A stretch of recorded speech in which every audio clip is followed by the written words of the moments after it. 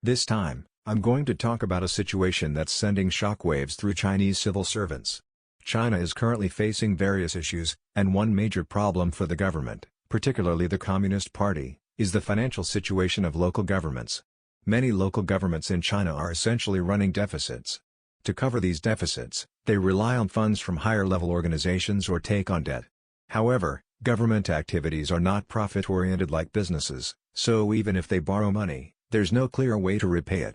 As a result, the government has been recouping money through taxes or various means, such as imposing fines and cracking down on traffic violations, but the debt has become so large that they can't continue like this.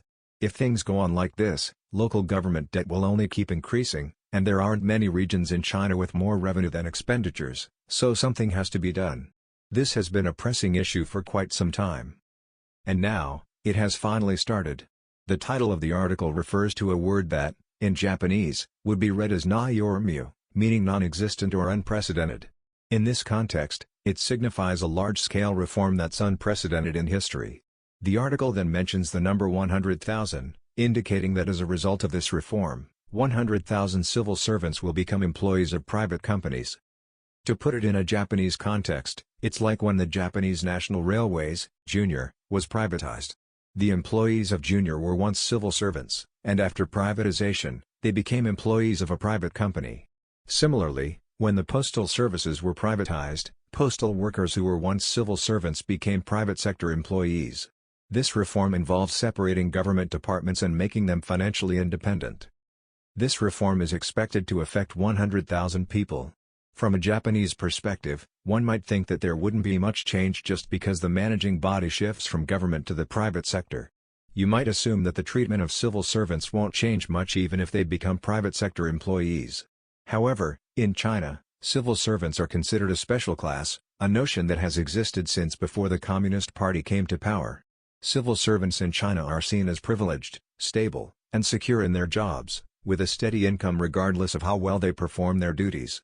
This is why their position is referred to as an iron rice bowl, symbolizing a job so stable that it's impossible to break. However, other professions in China face much more uncertainty.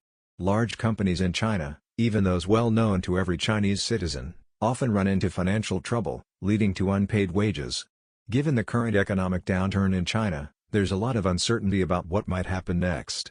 As a result, civil servants who are reclassified as private sector employees fear that they might be laid off.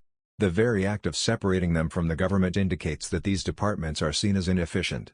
Therefore, after the separation, there might be significant restructuring, with tasks that used to be done by 2 or 3 people now being handled by one. This has caused great concern among those who once thought they had a lifetime of job security as civil servants. But the story doesn't end there. The current discussions focus on the situation in Sichuan province, but it's not just Sichuan that's facing financial difficulties. It's highly likely that similar reforms will spread across China.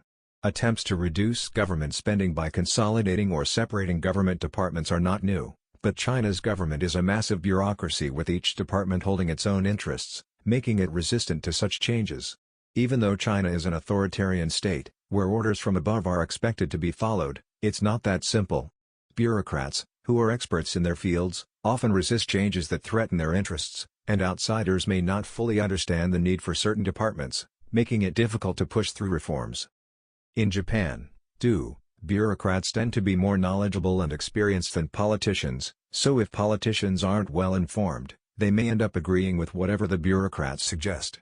The situation in China is similar, so although there have been talks about reforming or consolidating government departments, it has been difficult to achieve.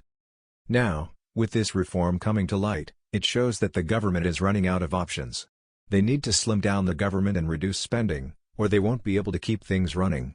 However, this also means that the government may be making some hasty and rough decisions, which could lead to negative consequences.